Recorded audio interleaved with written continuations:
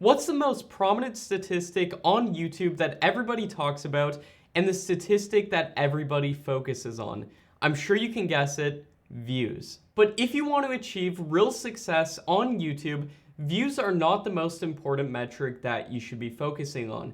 In fact, there's a metric that's way more responsible for the success of your YouTube videos, and that metric is watch time. So what is watch time? Well, watch time is how long people spend watching your content. And the algorithm that's responsible for surfacing your videos on YouTube and getting your videos exposure weighs watch time way more heavily than views. And that's because YouTube would rather see that you can keep an audience on your video for an entire video or for as much of that video as possible for a long viewing session as opposed to just a couple minutes. So why else is watch time important? Well, YouTube now uses watch time as a qualifier for some of their exclusive features and benefits, and the most prominent one being monetization. So YouTube offers what's called the YouTube Partner Program, where when you get in, YouTube will actually put ads on your videos and you can actually make money for every single ad impression that you get on your videos. YouTube requires that you get 4,000 hours of watch time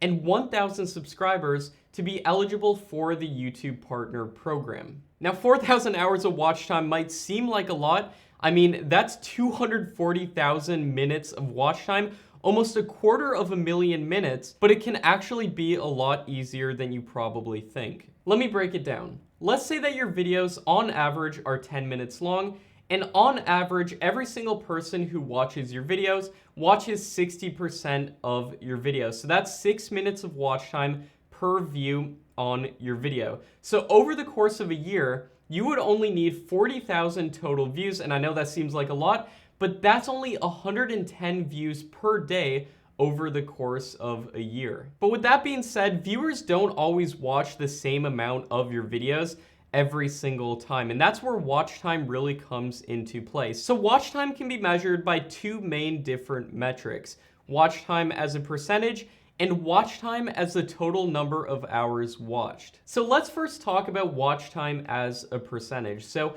when someone clicks to watch one of your YouTube videos, YouTube actually tracks exactly how long of that video that they watch. If someone, for example, watches 3 minutes of your 6-minute video, that's a 50% audience retention rate. Now, the bigger this percentage is, the better, but we also need to take into account watch time as a total number of hours watched. Watch time is also tracked in terms of how much total time that people spend watching your content. And this is all added together for you within your YouTube analytics to give you an overall view of the total number of hours that viewers have spent watching your videos. So while it is important to keep someone watching for an entire video, it's also extremely important to keep into consideration watch time as a total number of hours and to keep that person watching for a long period of time. So how do you increase your watch time as a percentage? So first of all, it's really important that you keep an eye on your YouTube analytics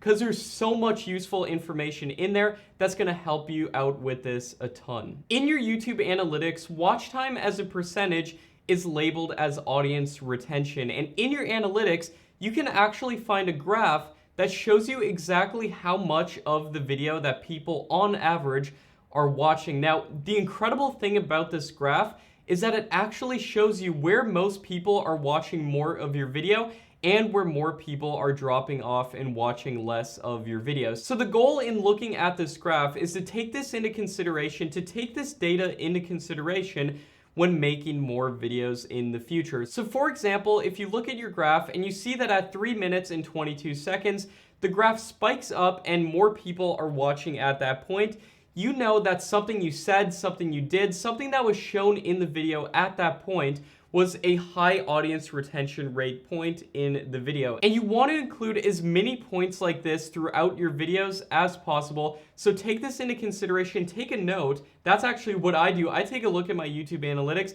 and I take a note anytime I see that the audience retention spikes on the video, and I try to see how can we incorporate that in future videos. But also you're going to see points in which your audience retention goes down, and these points in which your audience retention goes down will be considered low audience retention points. And whatever you're doing at those points, whatever is causing people to click off the video and watch another video, you want to cut that out, and you want to never do that again throughout any of your future videos. So here's 4 main reasons that your audience retention may go down in your videos. And reason number 1 is lots of silence with little or no talking or action. Now this can easily be fixed in editing by editing out those long points in the video where you're not talking, where you're not doing anything, and where nothing really is going on. And you really want to make sure to edit out these points and to put as many cuts in your video as possible, because you do not want to give the viewer any chance to think about whether they might want to be watching something else on YouTube. Reason number 2 is by giving information or showing things that aren't relevant to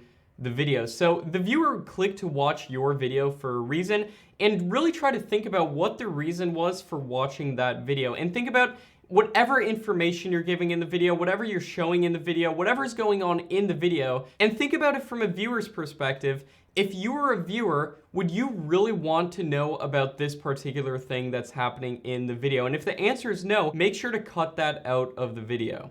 Reason number 3 is misleading titles or thumbnails. So if you're gonna put a thumbnail and a title about a giant alligator on your video, make sure that that giant alligator is either talked about or shown actually in your video. Because if people click to watch your video and whatever was shown in the title or thumbnail isn't shown in the video, people are going to catch on and people aren't going to watch as much of your video, therefore getting you less watch time.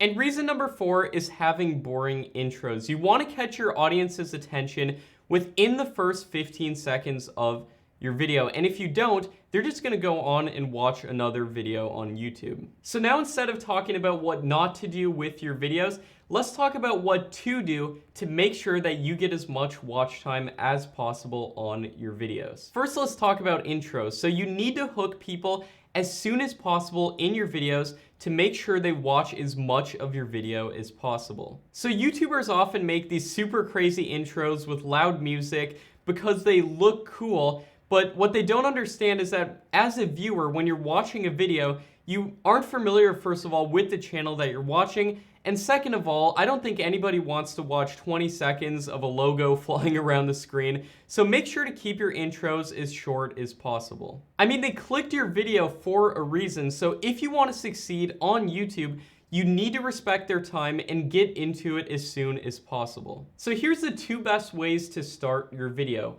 Way number 1 is to have no intro whatsoever. And a great example of a channel that does this is a channel called Top 15s. And instead of saying things that most YouTubers say and saying like, today we're gonna be taking a look at the top 15 scariest videos, instead of saying things like that, instead, they just get straight into the videos. And they make a lot of like creepy list videos. And instead of doing some long intro about what the video is about, I mean, people already know what the video is about. There's a title on the video. So what they do instead is just get straight into the video. So instead, the video literally starts with them going, number 15, the ghost lady. And then it talks about some ghost lady or whatever the video is about. And they just get straight into the video. And way number 2 to start your video is by using a hook. And I'm sure you've seen YouTube channels that have done this, and some of the top channels on YouTube make use of a hook in their YouTube videos. And the best way to do this is to hint at something that you're going to show later in the video directly at the beginning of the video. For example, if you're making a video about the top 10 fastest cars, don't show the fastest car that you hint about at the beginning of the video until later in the video. And at the beginning of the video, you might want to say something along the lines of, you will not believe what the number 1 fastest car looked like, and then maybe show like a blurred picture of that car, or show some of that car, maybe show a picture of that car, but don't actually show the video of that car driving until later in the video. And these are just some ideas to get you thinking about how you can hook your viewer at the beginning of the video. And always the best way of doing this is to try to think about it from a viewer's perspective. If you actually click to watch your own video, what would get you hooked to watch that entire video? So now let's talk about outros. So just like intros, you want to keep your outros, or the ends of your YouTube videos, as short as possible. So instead of saying, that's it for today's video, thanks so much for watching this video, instead of saying that, people are just going to click off the moment that they hear that. So instead of saying that, say something along the lines of, check out this related video, and you want to link them to a related video. And a great way to do this is to put the link in the description of your video, and also put a end screen on your video, and maybe you'll be pointing to the video, or if it's a video without you actually showing your face in it, just make sure to put an end screen to a related video and have a verbal call to action to watch that video. Way too many YouTubers do these long drawn out outros in which the audience retention is literally just gonna plummet. The second that a lot of people hear, that's it for today's video, thanks so much for watching, a lot of people just click off and don't watch any more of the videos. So the best thing that you can do is try to get as many views as possible from the video that they're currently watching, and to keep them watching more videos on your own channel. This is going to increase your session time on YouTube and get you a ton of more watch time as a result. And another thing you can do is to ask people to subscribe to your channel and ask people to like your videos closer to either the beginning of the video or in the middle of the video. And the reason this is important is to put that near to high audience retention points in your video, to find points in which people are actually watching, and to get people to subscribe and to get people to like your video. But almost more important than that, when people hear, make sure to subscribe to the channel, and it's at the end of your video, they know it's at the end of your video, and a lot of people are just going to click off at that point. So make sure to ask people to subscribe and like your video